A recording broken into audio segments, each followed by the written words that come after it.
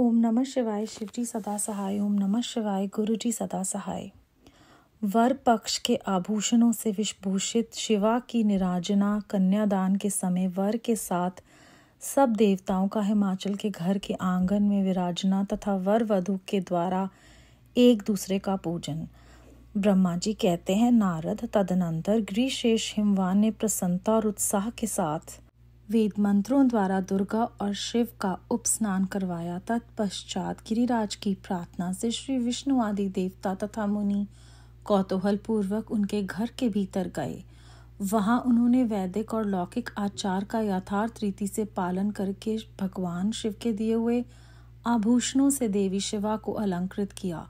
सखियों और ब्राह्मण की पत्नियों ने पहले पार्वती को स्नान करवाया, फिर सब प्रकार से वस्त्राभूषणों द्वारा विभूषित करके उनकी आरती उतारी। तीनों लोकों की जननी महाशैल पुत्री सुंदरी शिवा दिव्य वस्त्राभूषणों से सुसज्जित होकर मन ही मन भगवान शिव का ध्यान करती हुई वहीं बैठी। उस समय उनकी बड़ी शोभा हो रही थी। उस अवसर पर दोनों पक्ष में महान आनंददायक उत्सव होने लगा। ब्राह्मणों को शास्त्रोक्त रीति से नाना प्रकार का दान दिया गया। अन्य लोगों को भी वहां भांति भांति के बहुत से द्रव्य बांटे गए। विशेष उत्सव के साथ गीत और वाद्य आदि के द्वारा लोगों का मनोरंजन किया गया।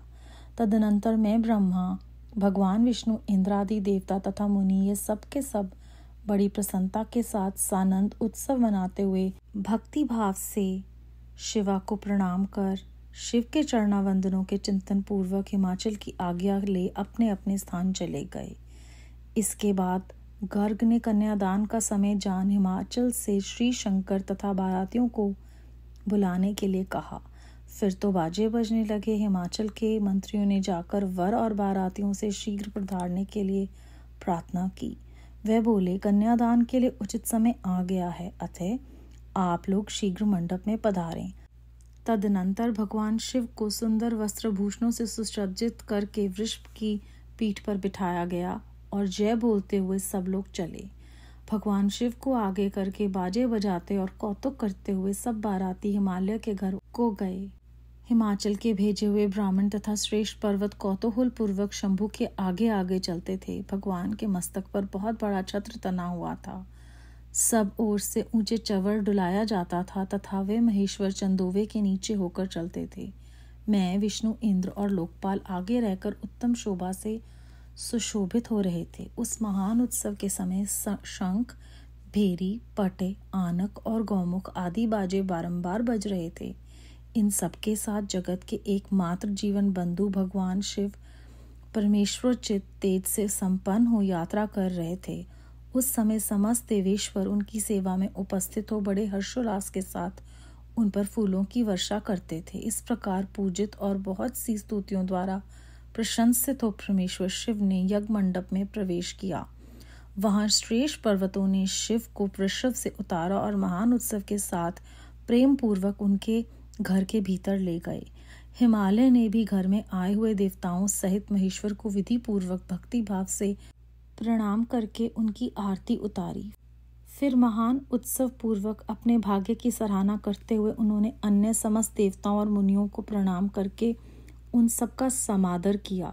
श्री विष्णु सहित महेश्वर को तथा मुख्य मुख्य देवताओं को पाद्य अर्घ देकर हिमालय उन्हें अपने भवन के भीतर ले गए और आंगन में रत्न में सिंहासनों के ऊपर मुझको, विष्णु को, शंकर जी को तथा अन्य विशिष्ट व्यक्तियों को बिठाया। उस समय मैना ने अपनी सखियों, ब्राह्मण पत्नियों तथा अन्य पुण्यद्रयों के साथ आकर सानंद आरती उतारी। कर्म कांड के ज्ञाता पुरोहित महात्मा शिव के लिए मधुपर्क पूजन आदि जो जो आवश्यक कृत्य थे उन सबको सहर्ष संपन्न किया। फिर मेरे कहने से पुरोहित ने प्रस्ताव के अनुरूप उत्तम मंगलमय कार्य आरंभ किया। इसके बाद हिमालय ने अंतर्वेदी में जहाँ समस्त आभूषणों से विभूषित उनकी कृशांगी कन्या वेदी के ऊपर विराजमान थी, वहां मेरे और श्री विष्णु के साथ महादेव जी को ले गए। तदनंतर बृहस्पति आदि विद्वान बड़े उत्साह से संपन्न हो कन्यादान उचित लग्न की प्रतीक्षा करने लगे। गर्ग ने पुण्यावचन करते हुए पार्वती जी की अंजलि में चावल भरे और शिवजी के ऊपर अक्षत छोड़ा।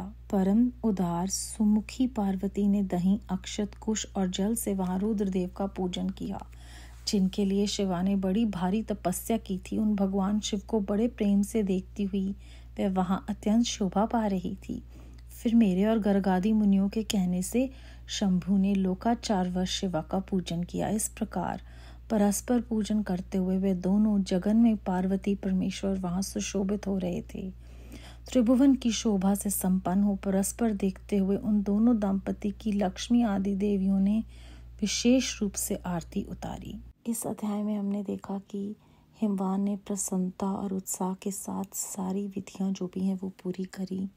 उसके बाद जो भी लोग थे वो बहुत खुश थे और ब्राह्मण, भगवान विष्णु, इंद्र आदि देवता सभी उत्सव मना रहे थे और उन्होंने शिवा को प्रणाम करके, शिव का चिंतन करके हिमाचल की आज्ञा लेकर अपने अपने स्थान को जाने का निश्चय किया। उसके बाद उन्होंने बताया कि भगवान शिव जो हैं वो किस तरह से सजे हुए थे और सभी बहुत बहुत ही भव्य लग रहे थे। हर्षोल्लास के साथ फूलों की वर्षा हो रही थी और भक्ति और प्रेम से उनकी आरती उतारी हिमालय ने और उन अपने भाग्य की फिर से उन्होंने सराहना की कि किस प्रकार वो कितने भाग्यशाली हैं कि स्वयं भगवान शिव जो हैं वो उनके जमाता हैं। लोकाचारवश शिवजी ने शिवा का पूजन किया और परस्पर पूजन करते हुए वह दोनों पार्वती परमेश्वर वहां पर सुशोभित हो रहे थे। उन दोनों दंपति की लक्ष्मी आदि देवियों ने विशेष रूप से आरती उतारी। बेअंत शुक्राना गुरुजी महाराज। ये वृतांत सुनाने का ऐसे लग रहा था कि हम सब वहीं पर हैं और ये सब कुछ अपनी आंखों से देख रहे हैं। इतने खूबसूरत तरीके से इस अध्याय को विस्तार पूर्वक व्यास जी ने लिखा है। बेअंत शुक्राना गुरुजी महाराज। ओम नमः शिवाय। शिवजी सदा सहाय। ओम नमः शिवाय। गुरुजी सदा सहाय।